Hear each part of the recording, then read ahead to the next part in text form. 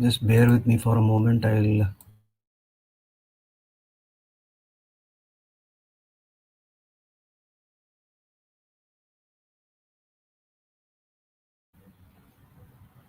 Yeah. Okay. So let us start with today's lecture, and let us immediately move to sharing the screen part of it. And if you remember, we did discuss about this yesterday. The various types of waves that tend to move, and I'd asked you all. We did again revise about the two concepts of an epicenter and a focus, where the earthquake originates. This is called as the focus, and of course, the point which is exactly above the focus. Okay, you can also say that these see these waves, these what are these called as? These waves moving outwards. The point on the surface, the epicenter also happens to be the point on the surface where these waves reach first, and of course these happen to be the primary waves. So this is also called as the um, epicenter. I'll just so let us move ahead. I think I had discussed this also, how it is being graphed on a on a seismograph. Seismograph is basically something that is going to graph up all the sends these various types of waves, and it collects them as a representation on a graph paper, and then you can classify the various waves, the primary, secondary, tertiary waves as such, or the body waves and the surface waves as such. And then we spoke about this Richter scale, and I remember I asked you all to actually try to identify what the Richter scale is, and what at what magnitude it is actually measured. And you'll see that here I did ask you all to check about what exactly, when we say that the Richter scale is measured on a log scale, what exactly does a log scale mean? Now, I had shown you this yesterday. I had asked students to actually look for it and then actually work around it, and let the others know the meaning of being on a logarithmic base. Okay. Um, and of course it also says that the logarithm of maximum amplitude measured in microns. Where is that? um, this side, I suppose. Okay. And if you see 1 to 2 and 3 and 4 and 5 6 onwards, 8 8.9. Okay, and on this scale you would see 10 raised to minus 1 and 10, and then 10 raised to 10 square, and 10 raised to 4, and 10 raised to 5 6 7 8 and 9. I would still not I would not still let you know what exactly. I guess most of you all have figured out what exactly would a log scale mean, when we are going to, and how are we going to explain it to a layman as such. But I want you all to post it on the group today at least. And I see that when I compare my FIBA classes and FIBSC classes, the discussion on the WhatsApp group is far less on the FIBSC classes. I don't know why they continuously keep on asking about numbers not being there, and starting of batches as far as the practicals are concerned, but nobody seems to be responding as far as a lot of content that I tend to post on the and ask you all to post as far as the group is concerned. This is not fair. I would say that each one of us, unless and until we interact, and I know how much of you all, how much you are actually interested in the subject, it would be a bit difficult for me to respond at that particular level. Let me admit that the level at which I respond to an FIBA class is much less to the level at which I respond to an FIBSC class is less than what I respond to FIBA. Basically, because they're always asking me questions as far these are academic questions, and not my number is not there and my division is not there. I'm not. I'm a subject teacher, and as far as the administrative part is concerned, the vice principal is in our group, and he'll take care of that. Okay, and you know his number, you can call him. The group tends to be full, and yes, in a couple of days, everybody is posting their attendance. Even if they are not attending the lecture, they are posting their attendance. I don't know what sort of an ethics this is. If you are not attending, why do you have to post your attendance? It's only when you are attending that you should be posting your attendance as such. Anyway, and that's why I'm not going to disclose this answer. I'm expecting the answer from your side as to what exactly do we mean, and how are more so. Okay, of course, what exactly does a log scale mean is already written here. Okay, to the base 10. Okay, you should be able to make sense out of that, and explain to a layman as to when what is the difference between a normal scale, meter scale, and of course or I would say a linear scale and a log scale as such. Okay, so I'm still waiting for the answer from you all. Uh, then you'll see that initially earthquakes used to be measured on what is called as the Marshall scale, and later on, of course, the representation of it more, I would say, so-called statistical representation of it, or more quantitative representation of it, is shown in or shown using a Richter scale as such. Okay, Marcelli scale actually is used to so the effects caused by an earthquake, and let me tell you, these effects are more physical. These effects also tend to be calculated in an economic way, and so on and so forth. Richter scale is directly related to the energy related or energy released by an earthquake as such. Observation, the measuring tool, as I said, because it's an effect, it's all observation. While you have a systematic instrument to measure an earthquake on a Richter scale, you have a seismograph as such. Calculation, it is quantified from observation of the effect of the Earth's surface, human objects, man-made structures. Okay, how many have collapsed? How many stand back? Of course, they have a chart or a calibrated chart that you can compare and you can decide. And as I was referring to, okay, that it is on a logarithmic scale. The calculation of the Richter scale takes place on the base 10 logarithmic scale obtained by calculating the logarithm of the amplitude of waves as such. Scale, you'll see that it is from 1 to 10, 12, and 1, while 1 is not felt at all, 12 is total destruction. Everything around you is totally destroyed as such. Okay, the Richter scale is from 2 to 10, and we have seen yesterday that 10 has never been recorded. An earthquake on a 3 point is 10 times stronger than an earthquake on a 2 point scale. The consistency varies depending on the distance from the epicenter, varies at different distances from the epicenter, but one value is given for the earthquake as a whole. Okay, so that's an interesting and important thing that we have to remember about it, that the destruction obviously will vary as you go away from the epicenter. And of course, the epicenter is that point on the surface of the earth which is exactly above 90 degrees above the origin point of the earthquake. As then I think we did some part of this yesterday as well. Each level is 10 points stronger than the previous level. The descriptions are small till 4 point, and then 5 and 6 are moderate. 7 is major, and then great is 8 and 9. A super earthquake, which has never been recorded, is around 10. Okay, and you'll see that the occurrence till 4 small earthquakes keep on happening daily.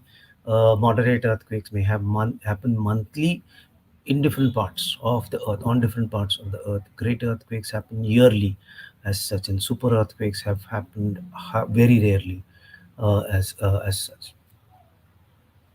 Okay, remember that as far as the movement is concerned, it's small in the first on the first three scales, and then it starts moving moderately sudden, and then strong sudden, then severe start, very severe, and 10 is extreme as such. Now, important thing that we need to remember here is as far as the Marcelli scale is concerned, because it is on effects, and most of these effects are related to the economic activities and the economic structures of man-made structures as such. Okay, obviously there could be a difficulty in understanding the severity of an earthquake if on a Marcelli scale, if this is going to happen somewhere at the bottom of the ocean. Obviously, you would not be able to make any sense, and that's why you'll see that in crowded areas, in populated areas, you also use the Marcelli scale, but normally, technologically, you tend to use the Richter scale as such. So that is how the Marcelli scale and the Richter scale differ from each other. I am still keeping this question open as to how do you differ, or how do you explain a logarithmic scale as such. Now, this comes to be the next part of it. A lot of this may have already been done by y'all as far as physics is concerned. But as I said, that when you learn something in labs, in physics and chemistry labs, actually you have to come down to geography to actually see the application of these in the nature, in the environment around you.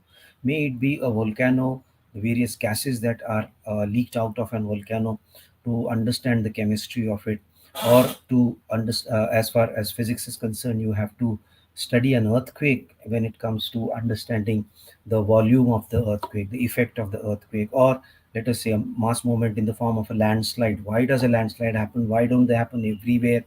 Why is it that it happens in a certain area?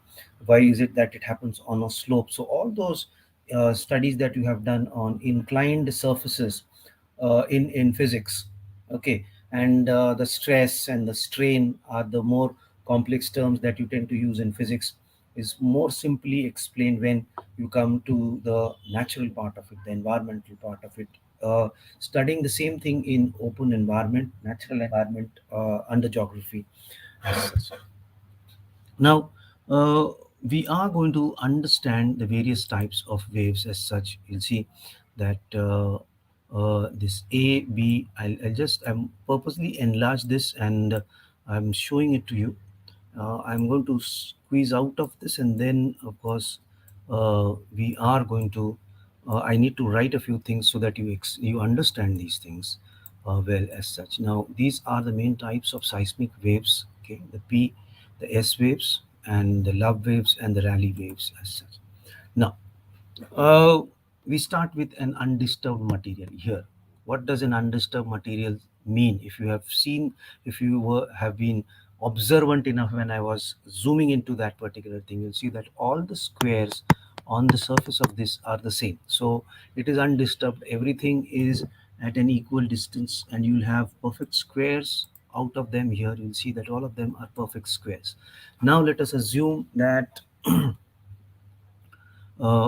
earthquake happens. When an earthquake happens, the effect of the earthquakes is seen in two ways. Okay, the waves travel in throughout the earth.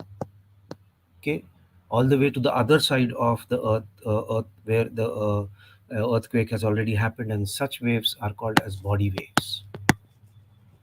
Okay, and your P waves and S waves are called as body waves, basically because they pass all the way through the interior of the earth on the way, and of course on the other side of the uh, not both of them, but one of them. And why not the second one? We'll just look into that as well. And then you have these two, love waves and Rayleigh waves. These are called as the surface waves, or GROUND, or they're also called as surface waves. Okay, because they happen only in the crust. They happen only in the crust. This happens in the crust, and this happens in the crust. This happens the whole earth. This happens for the whole earth as such. But you'll see that those happening only for the ground surface are seen to be more uh, destructive as compared to the body waves as such. Ground waves are, surface waves are definitely more destructive as such. Okay, and Raleigh and Love are the surnames of those scientists, seismologists who invented these, or rather, who give an explanation. They will not invent it, but they will give an explanation to the process of how these happen as such. So, to honor them, these waves are named by their own names. So, love waves and Rally waves. Love here is obviously nothing to do with the sense you are making out of it at an younger age as such. Okay, it's obviously not that when these waves are emitted, a lovely environment creates up and everybody starts loving each other. No, this is the surname of that seismologist who actually explained to us the whole process of how these waves operate as such. Now, as far as P waves and S waves are concerned, these P waves are more in reference to, you may have studied this in physics with reference to light waves as such, and sound waves are more like, or am I getting confused about it? But one of them, let me tell you, one of them is similar to sound waves, and one of them is obviously similar to light waves as such. I'll just confirm this before I actually uh, refer to it. Let us see next week when we meet. I should be in a position to actually verify this for you all as well. Now, primary waves. What happens in a primary wave? You'll see that in a primary wave, okay, the direction of propagation of energy, the direction of movement of energy, obviously is going to be the direction in which the wave moves.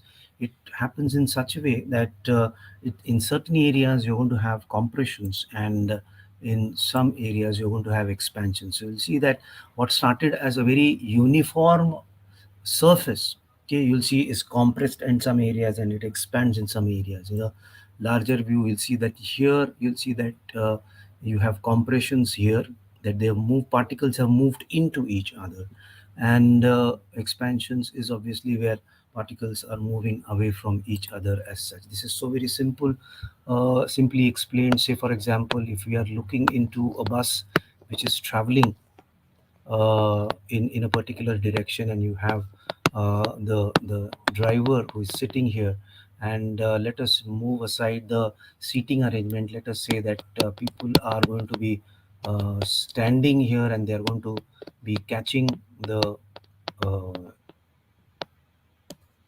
supports which are entangled here as such. So you're going to have few people who are going to be standing here, and if and just imagine what happens is when the this driver here is going to be braking the bus.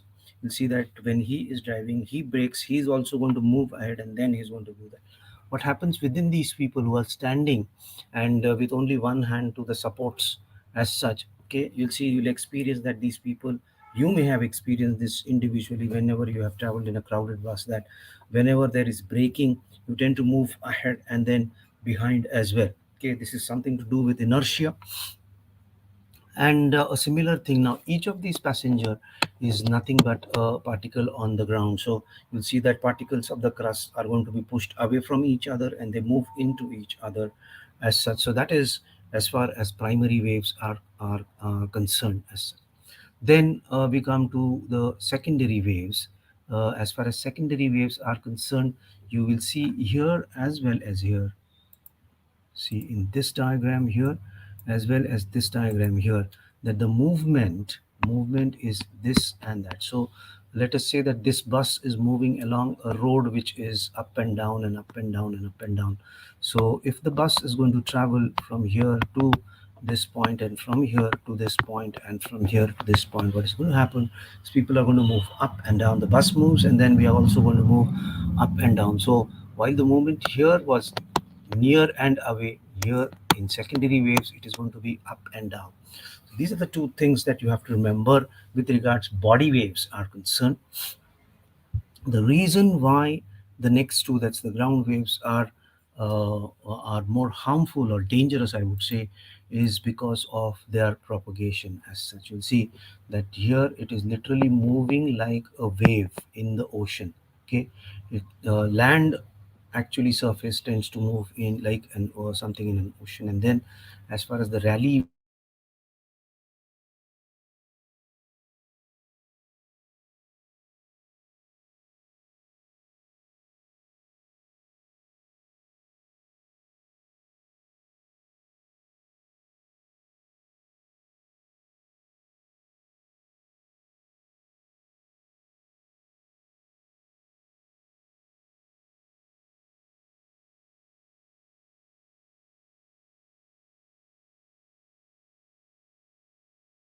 and here sorry, it's curling up in a rally wave, just like how you see a wave when you are at a coastline as such. On the other side, you'll see that a love wave is actually making things move sideways, and that is why these are the most dangerous of the waves, both of them. Okay, so these you have to keep in mind that there are the seismic graph. Say, for example, what we saw here.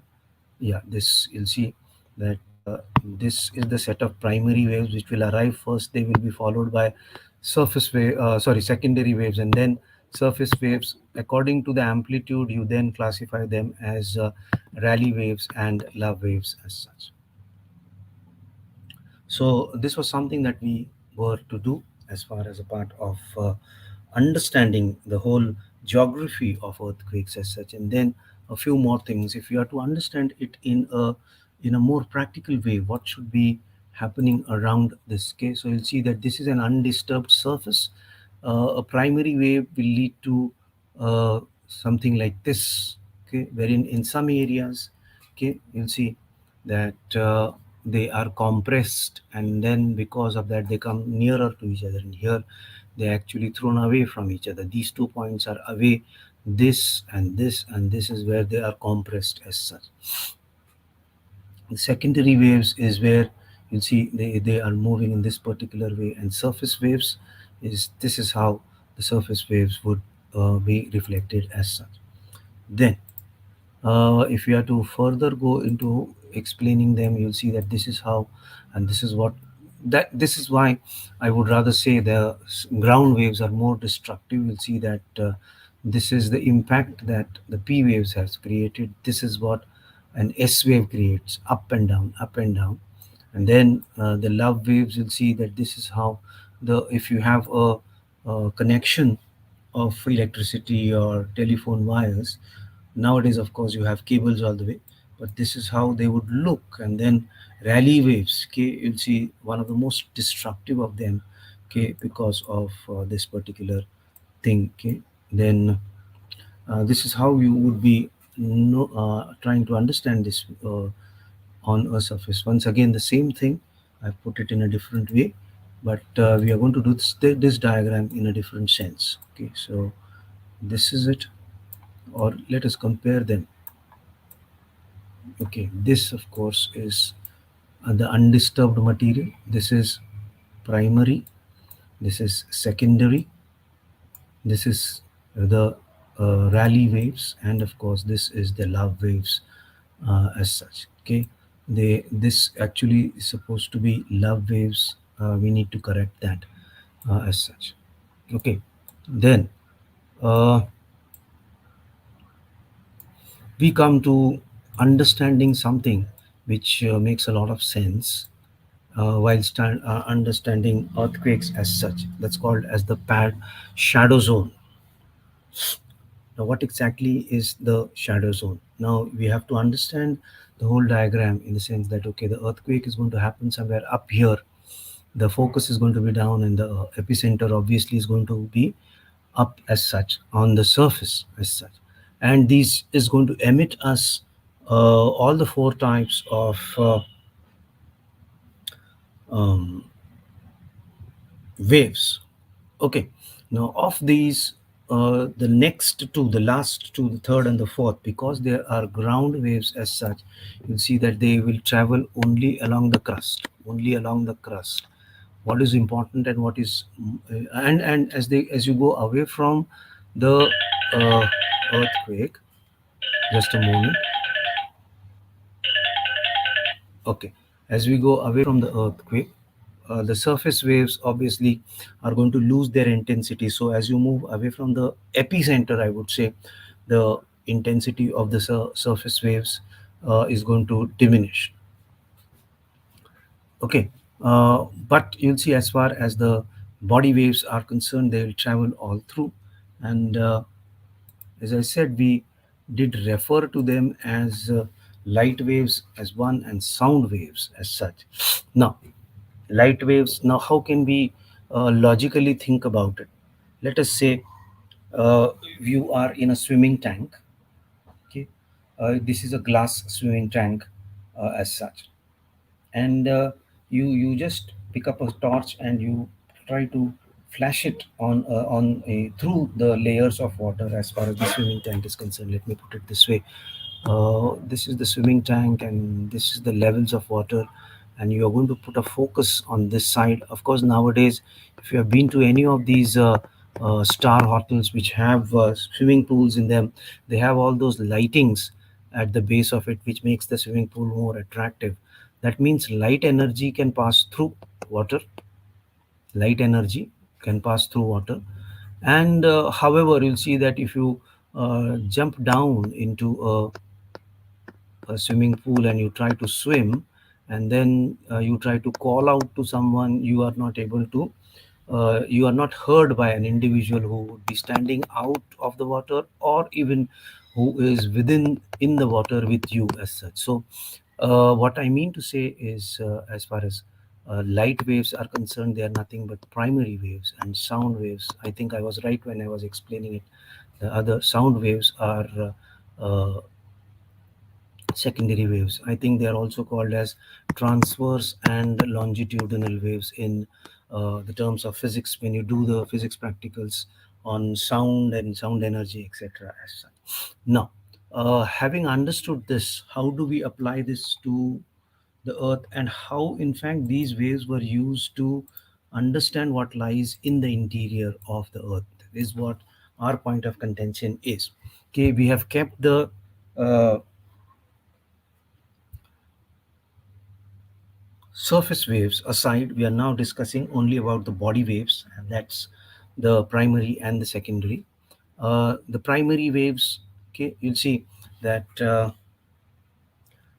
are going to obviously travel, okay, in different directions. Now, uh, they will dissipate their energy into the air. At the same time, they will dissipate their energy through the body also.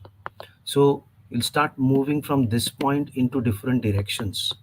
Now we have to understand what is going to happen to these directions as such, in the sense that when it starts moving into the interior, what have we learned about the interior? That it is dense. So the movement in the upper layers could be faster, but as it starts going deeper and deeper, and as the layers start getting denser and denser, the straight path of the primary wave is being curved.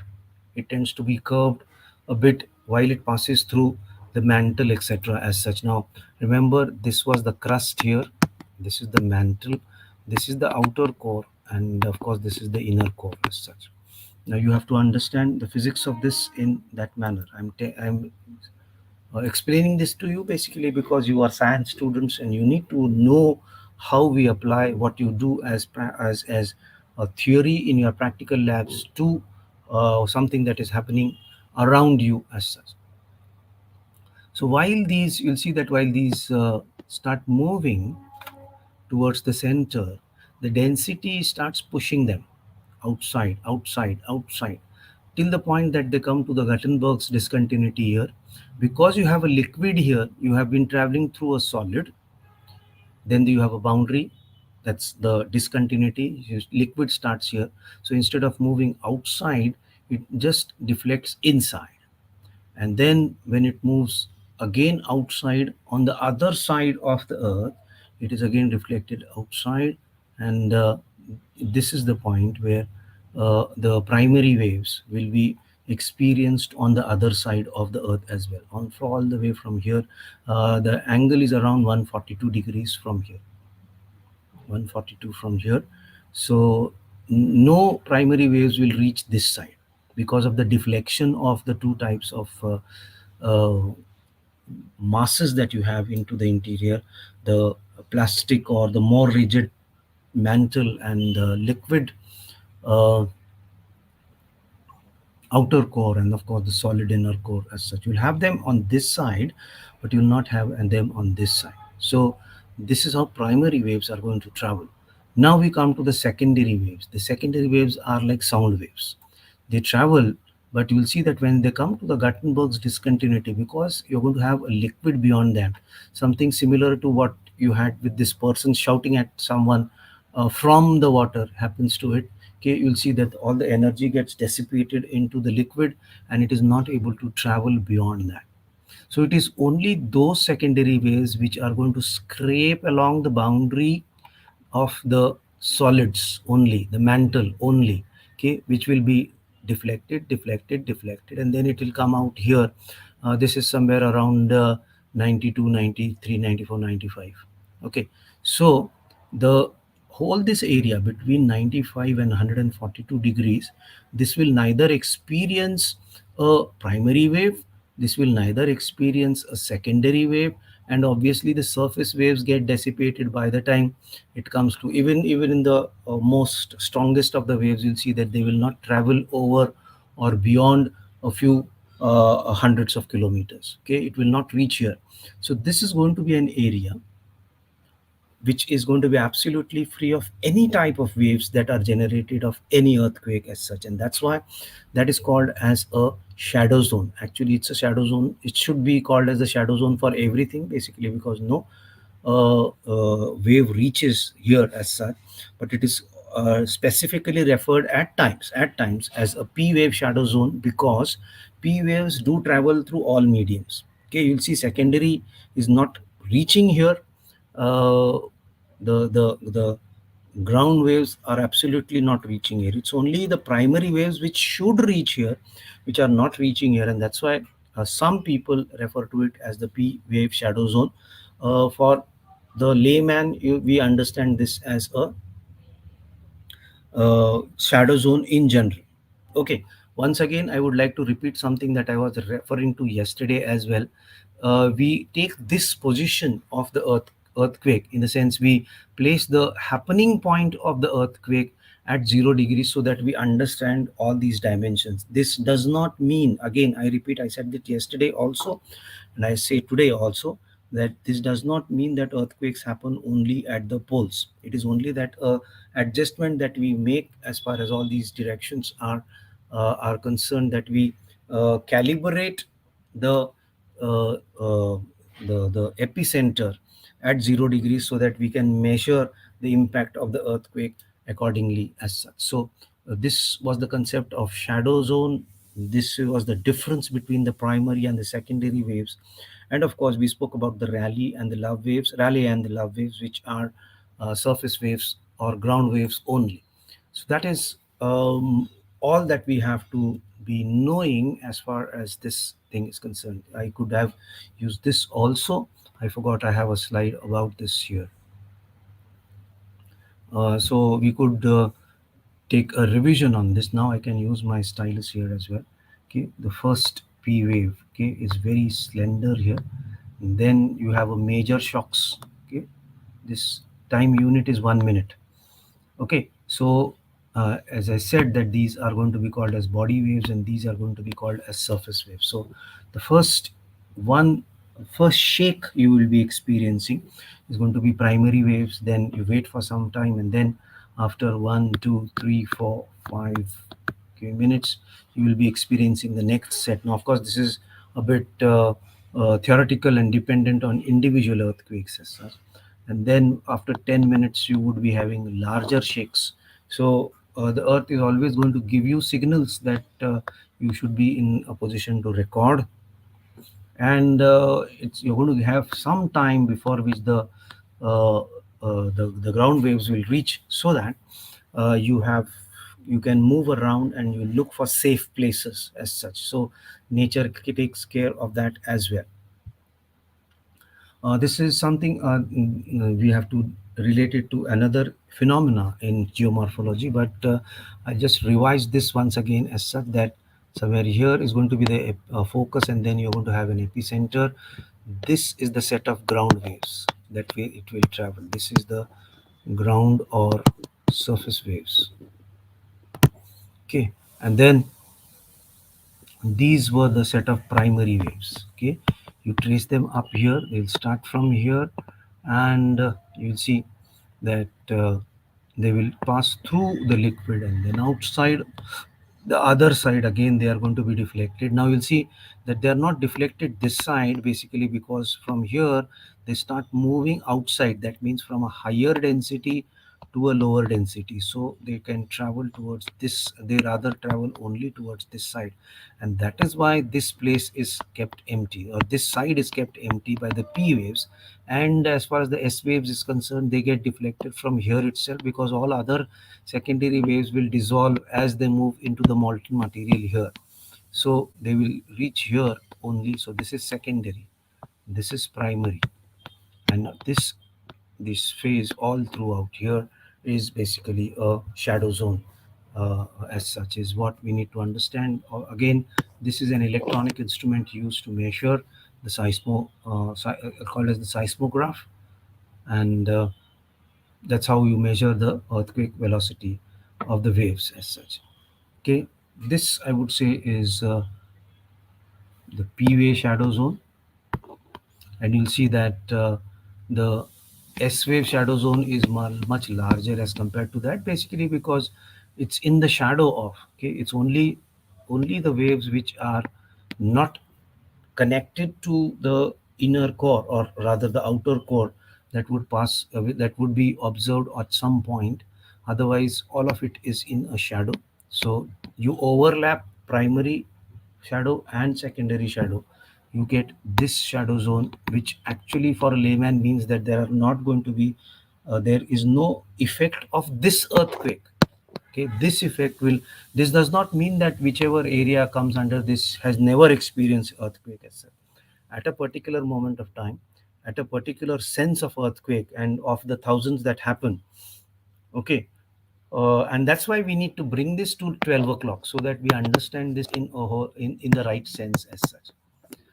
Okay, so from there you can measure that at an angle of around from around 92 to some 140 to 42 degrees as such,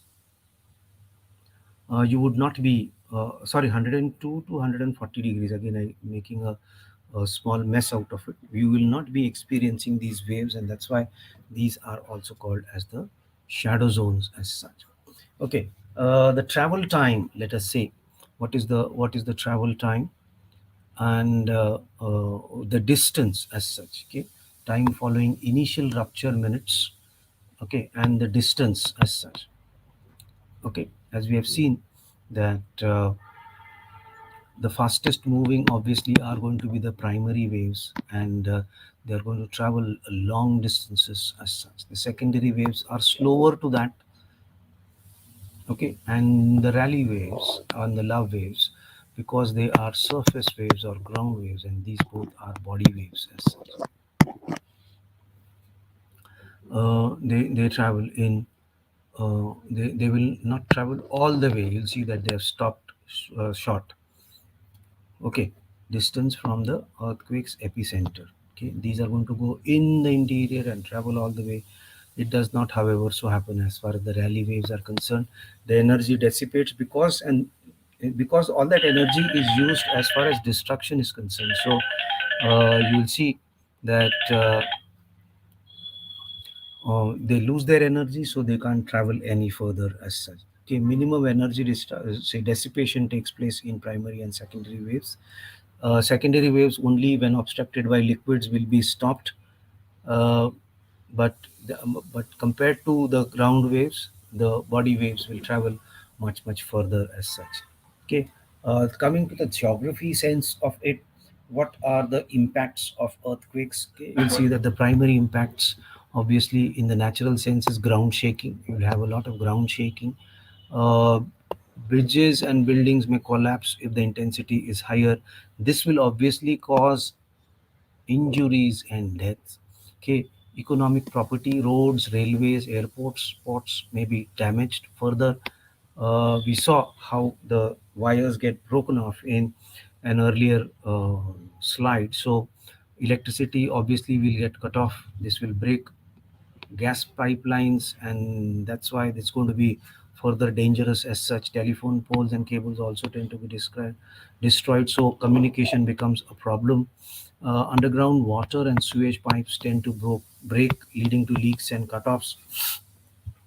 As a consequence, this could lead to further more issues, in the sense diseases could immediately be transmitted because of sewage water and so on and so forth. These obviously are primary impacts. Secondary impacts is that they trigger landslides and tsunamis. Okay, we had this tsunami. This is a photograph of a landslide. I forgot to put in a photograph of a tsunami. As such, this is how the topsoil from this particular area has run down, and of course it has engulfed all the area here. It has just spread on the flat surface as such. Okay, same thing happens with the tsunami. You'll see that because of the shake of the ocean water, and if the earthquake is a severe one, okay, you'll see that the water get displaced and it starts moving landwards. And as it comes landwards, the say the amplitude of the wave increases, and as the amplitude of the wave increases, it enters into the interiors. And I think it was 2001 or 2005 we had that earthquake somewhere in Indonesia, and as a consequence of that, we had this tsunami which lashed the boundaries of India, southern India, particularly the Bay of Bengal. I would say uh, we did have one in the Arabian Sea, the impact of it in the Arabian Sea, but it was not as severe as we saw it happening towards the coast of Tamil Nadu and Andhra Pradesh as such. Okay. In the longer sense, you'll see that people will be rendered homeless because obviously the houses, buildings will collapse. Because of that, there is going to be a psychological problem with people. They will dread and live in a sense of fear. Okay, then there obviously is going to be a shortage of clean water because your pipes are broken. Sanitation, as I already said, sewage lines are broken, so sanitation, and this will spread diseases as such. Because of that, again, further roads are going to be blocked and destroyed, and emergency vehicles cannot make their way through to sensitive areas as such. Okay, unemployment and business get damaged, and unemployment would obviously be on the rise of it. Okay, you'll see that these are again a few outputs of an earthquake. This is how you start reading this diagram as such. This is the point of start.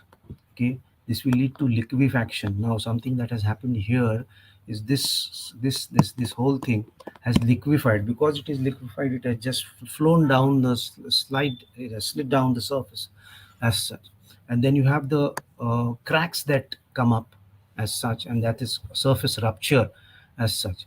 And then you have the aftershocks. You have the primary, you have the secondary, and you have the ground wave. So this is aftershock, and this will lead to liquefaction is one, and then of course it will lead to landslides also. Landslides will cause lake breaks and tsunamis as such. It will cause glacial disturbances as such. Landslide will cause temporary damming of water. Of, say for example, if a river is flowing like this, and you have the landslide which comes and it blocks this way. Okay, so obviously the water will pile up behind that. So you have a landslide dam, as it is called, and this obviously eventually at some point of time, because this is not constructed using technology, etc., etc., so it will hold that water. But as the pressure of the water will increase, the dam will break, and then you'll have further floods in the downstream direction as such. Okay, this will also lead to debris flow, and this will lead to aggradation also. So these are the impacts as such. This is another way in which we could show the impact of an earthquake. Okay, so you'll see that this is what I was referring to, a dam break. Okay, so you'll see that you have your lake formed after this landsliding has taken place. Okay, okay, it happens here and then here, and then you have downstream flooding. Okay, then you have rainfall, you have sediment transport, tectonic movement. Okay, this earthquake causes faulting also, cracking. We have already seen about this. Okay, sliding, rock fall, slope weakening. This is post seismic debris flow. Okay, because all the material gets softer, and after rain you'll see that all this mud is going to be carried along with it. So these are a few things that we need to understand with regards an output of an earthquake is concerned. That's all as far. I just let me check. Yeah, that's all as far as earthquake studies are concerned. We needed to study earthquake as a direct impact on human life, but we also need to understand that primarily it was all these earthquake studies that has led to understanding the interior of the earth, and that it is made up of these various layers that we have been speaking about. Okay, which make up the interior of the earth as such, in the form of the core and mantle and the crust, and each of them further divided into uh, further divisions on the basis of what is called as density, and the change of density line or zone is called as discontinuity, and so on and so forth. So that is as far as the whole scenario of understanding earthquakes are concerned. Having said that, that should be all as far as the day is concerned, and for the week is concerned. Tomorrow onwards, obviously, you're going to have uh, your human geography lectures, and next week, most probably, we are going to go offline. So, if there is an official notice that we would not be having online lectures, you obviously would have to come down to the college and attend lectures accordingly as such. That's all for the day. If you have any questions, unfortunately, I cannot answer them online. It's just a matter of few days, and we will be working on G suits once again. As it is, I've seen that you don't respond, so I think this is something that is more favorable to you all. My FIBA students were saying that, sir, move to G suits very fast because we are not able to ask you questions on this.